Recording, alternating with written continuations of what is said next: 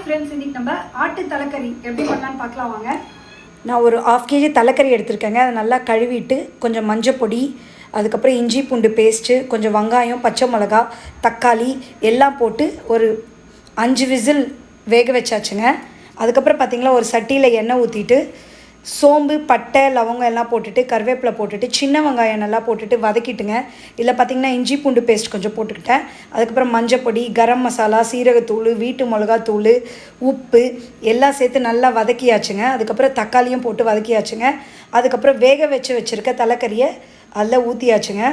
ஊற்றி நல்லா கொதிக்க வைங்க. அதுக்கப்புறம் பார்த்திங்கன்னா நான் மிக்ஸி ஜாரில் பார்த்திங்கன்னா தேங்காய், கசகசா, முந்திரி அரைச்சாச்சுங்க. அந்த பேஸ்ட்டும் இதில் ஆட் பண்ணிவிட்டு ஒரு 10 நிமிஷம் கொதிக்க விடுங்க. அதுக்கப்புறம் மிளகுத்தூள் ஆட் பண்ணிவிட்டு கொஞ்சோண்டு கொத்தமல்லி தூவிட்டு இன்னும் ஒரு 5 நிமிஷம் கொதிக்க விடுங்க. சூப்பரான மட்டன் தலைக்கறி குழம்பு ரெடிங்க.